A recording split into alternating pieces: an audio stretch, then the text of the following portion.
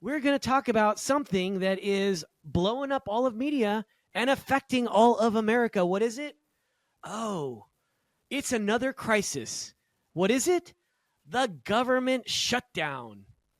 Agencies are frozen, paychecks are delayed, people are frustrated, and leaders are pointing fingers at each other like a bunch of kids in a playground. What's new? But can we just be real for a split second? This isn't really a political problem. This is kind of a leadership problem. When I heard about it, where people aren't able to kind of, I don't know, agree on something, it could be complicated. It could be complex. It could be very frustrating. But the bottom line is that people aren't getting things done, and we pay our official leaders so that we can accomplish this mission. Like, look, I've been in war zones where chaos was the norm, and I'll tell you this: when leadership breaks down, people suffer, man. That's it, period. You can't run a mission without clarity. You can't run a mission without courage. You can't do it without commitment. You can't lead when your people stop believing you care. And that's what's happening right now. So today we're going to talk about what this shutdown really means. Not from a political angle, so please, people, refrain. I'd like to look at it more from, like, I don't know, the front lines of leadership, from a perspective of a veteran's point of view. Let's start with what we're seeing right now. A nation is paralyzed because its leaders can't find a common ground. They can't. I don't know how. When you start looking at the demands of, in order to pass this bill so that we can get funding from the government, it's ludicrous. It's like nonsense. If you even look at the details, it's blowing my mind. We should be taking care of the American people. We have values. We have hardworking Americans. And they need this bill to pass. Federal employees aren't getting paid, man. Do you not understand what this means? Veterans can't access benefits. Families are tightening their belts. And you've got politicians going on TV giving speeches about principles and priorities. But let me tell you something. In combat, principles mean nothing if you can't execute the mission. When I was overseas, when we didn't have the luxury of saying, sorry, sir, we're waiting for Congress to pass a funding bill. No, we found a way. We led, we adapted, we executed, because leadership isn't about talking. And there's a lot of leaders talking, yapping their mouths. It's about owning the problem and fighting for your people, even when it's ugly, like ugly. What we're missing in DC is the opposite. Leaders so caught up in ego and agenda that they've forgotten their oath to serve. And what's the ripple effect? Well, the ripple effect hits everyone. From the single mom working at the VA, to the soldier waiting on disability pay, to the everyday American trying to put food on the table. I know this because I was raised in LA, and my mom struggled running away from my biological father. He's crazy, kind of psychotic. We were going from one place to another for safety, and it was hard for her. It was hard for her to maintain a job, and there were times that she needed those food stamps. I'm not a big proponent for free stuff. I'm not. There are circumstances where families need the help, and that was her.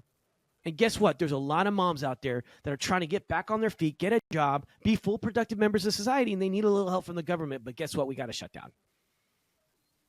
Families need to put food on the table. This shutdown is more than a budget issue. I'm telling you right now, it's a reflection of broken leadership. And we've been having a lot of that lately. We really have. We've been going through some serious times. I'm just going to say something, right? Because I served in the military, right? 20 years. In the military, we lived by a simple truth. Mission first, people always. I'm not going to get into it because I do think that people are so important that if you actually put people first, the mission's always going to be taken care of. Don't need to talk about that. I'm just emphasizing on it. You accomplish the objective, but never at the expense of the people who make it possible, friends. But too often in politics, it's become mission first, people forgotten. See you later. That's why I overly emphasize sometimes and kind of twist things up I know I upset leaders at times. I know I do. When I go, people are first. People are first. Mission always. I got beat up by a couple of leaders when I said that. Hey, how can you even have a job if you don't have a mission? I understand that. But it's like a paradigm shift when you start putting people first. And when leaders forget their people, the mission falls apart every single time. Let me tell you a story. Years ago, I was leading a team deep in Afghanistan, high elevation, hostile territory. We were exhausted, low on, it was just low on supplies, surrounded by uncertainty. Like, it can go on and on and on. But my priority wasn't just to hit the target. It was to bring my people home alive. I want to just pause for a second. My job wasn't just to accomplish the mission. I will tell you that it was more important for me to bring everyone home than to accomplish that mission. My leadership may not like that. Command elements might not like that, but I don't care. You know why? Because it's my job to bring everybody home, and that's my priority. It was to bring my people home alive, and we adjusted the plan, made sacrifices, and pushed through because the mission meant nothing if my team didn't make it back. That's what leadership is. Man, I didn't come up with this. I had some really great leaders. I'll tell you, I had Major General Norm Brosnick. I had Major General Eugene Hasse. I had Colonel Kokenauer. I had some really good leaders. I had Chief Markham. That guy's a machine. I had Chief Dreyer. Like, I've had so many leaders help mold me. This isn't something I conjured up. This is what leaders do. This is how we mentor others. That's what it's about. That's what leadership is. You don't abandon your people to prove a point. You lead them through the storm. And right now, our leaders are failing miserably. Failing that basic principle. You know, they've turned leadership into some kind of a theater, like optics over outcome. It really is. I feel like there's a play or a movie or some type of a show. And while they argue, real people are paying the price. Leadership is about standing in the fire, bro. Not pointing at it from a distance. For veterans, this hits different. It really does. Like, you spend years serving a country that you die for, only to come home and see the same country playing political games with your future. Veterans are waiting on disability checks that are delayed. They're fighting battles at home. PTSD, depression, bills are piling up. While the government, well, they just, the government that they serve can't even stay open. No big deal, because it doesn't matter to them. It doesn't matter to them. I'm going to tell you what that means. You know what that feels like? It's a punch to the gut, man. It really is. You don't fight for a flag so that bureaucrats can fail the people that flag represents. Did you hear me? Did you hear what I said? Because in the military, accountability isn't an option.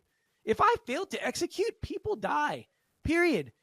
It's literally between life or death. If a commander freezes under pressure, someone else pays the price. Imagine if our government operated the same way, where failure to lead had real consequences. I'm going to tell you, we elect these people, and many of them forget where they came from. That's assuming that they even got into into politics for the right reasons, which I don't know. I question certain people who want to be in politics. I do believe that we have genuine leaders wanting to make genuine changes that are genuine people. I do. But, man, there's something about Washington, D.C., man. The level of corruption seems like a lot of people forget where they come from. So I'm just telling you, it just would be completely different if the government operated the same way, where failure to lead had real consequences. And I'm telling you right now, it doesn't. Instead, you know what we get? This is what we get. We get excuses. We get press conferences and finger pointing. Listen, leadership isn't a title. It's a burden, man. But to many of them, it's all about the title. It's all about the desk that and the tag, the nameplate in front of their desk, and the people and all. I'm telling you, it's making me sick. At the end of the day, it's not about a title. Leadership, you carry the weight for everyone under your charge. You bleed for them if you have to. I mean, how many leaders are willing to do that? That's why I think that we need more veterans in Washington, D.C. I really, really do. Because there's something that happens to you that when you sign on the bottom line, you take that oath and you serve your country. Man, there's a level of sacrifice. It doesn't matter what you did in the military. No. What matters is that you went through the process. I have tremendous amount of respect for all the branches, for the work that people do. It's a tough business to do that. You know why? Because only 1% of Americans are going to do that. The other 99%, they don't, for whatever reason. That's what makes warriors different. We don't walk away when it gets hard. We stand up, we take ownership, and we lead.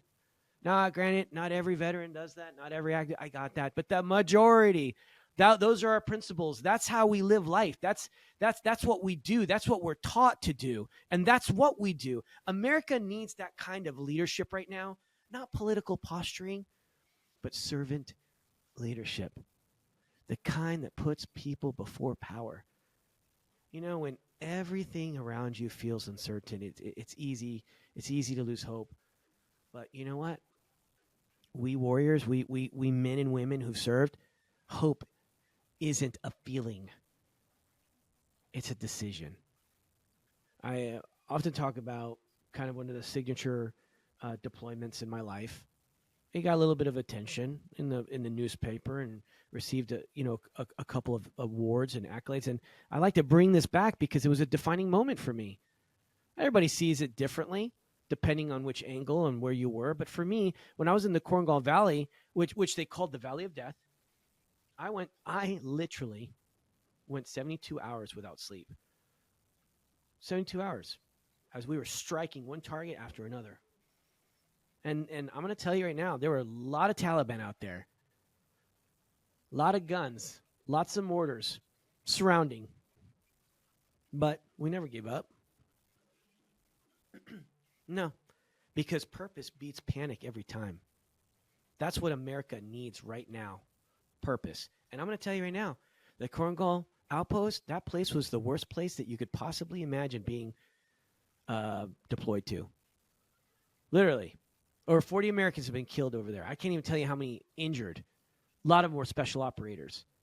It's a terrible place. Right now, we need to remember who we are. This nation was built on grit, sacrifice, and faith. Like all those soldiers out there in the Korengal Valley, they're the ones bleeding. They're the ones fighting. They're the ones making this incredible sacrifice. It's the worst place in the world. They didn't stop.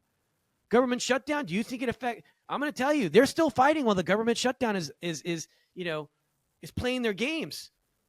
Granted, it closed. I'm making a point. I'm here to say that guess what? This nation again was not built on grit. It's not it was built. This nation was built on grit, sacrifice, and faith, not convenience or comfort.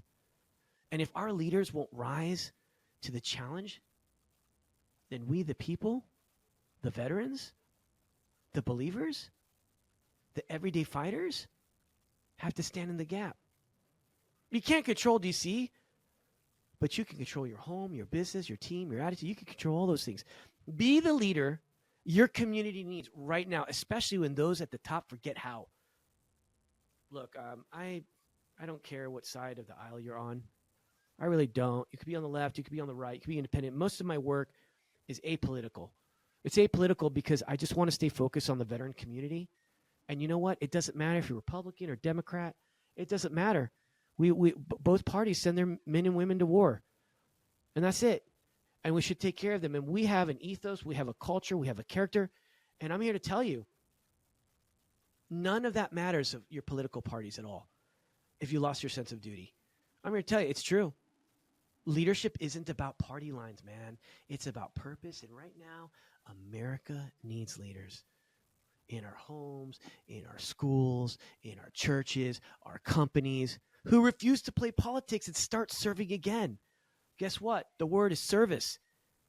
If you're listening to this and you're frustrated, good, because I'm frustrated. Use it. Let that frustration drive you to lead differently. Stand up for the people around you. Serve without recognition. Be the calm in the chaos, because at the end of the day, leadership is not about power, man. It's about sacrifice. And this shutdown, it's going to pass. It always does. It's just really sad where we're at today, how long it's lasted, and what's required from certain people in order to pass it. It's like if you just read the details, you're like, are you kidding me? Are you serious? Look, I need everybody just to kind of think things through right now. All right? This is still the greatest country on the earth. Did you hear what I said? I've been around the whole globe, man, and I'm here to tell you that this is the greatest country on the whole earth. And when I hear people like, oh, they want to move somewhere, I say, man, I tell you, I wish I could just raise some funds so that I could just give them cash so they can leave, because America's better without them. 100%. I got my staff back here going, absolutely, it's the truth. Yeah, it's true. I can't stand it. I can't stand people who talk trash about America. Show me, tell me a better country in the whole world. This is the greatest country on earth. It's a fact. It's a fact. But it's only as strong as the leaders willing to stand in the gap. So to my fellow warriors, my military, my veterans, this is our moment. Let's stop waiting for Washington to get it right. Let's start leading like our lives and our freedom depend on it, because they do. They really, really, really do. Friends, remember, you're the only one that can make a difference in your family, in your community, in your life. I'm going to throw it out there, throw it in a grenade. You treat people first. The mission is always going to be taken care of. This is the Damon Friedman Show, not just your standard podcast. This is a movement. Thank you for listening. And man, let's just get this shutdown done, man. Godspeed.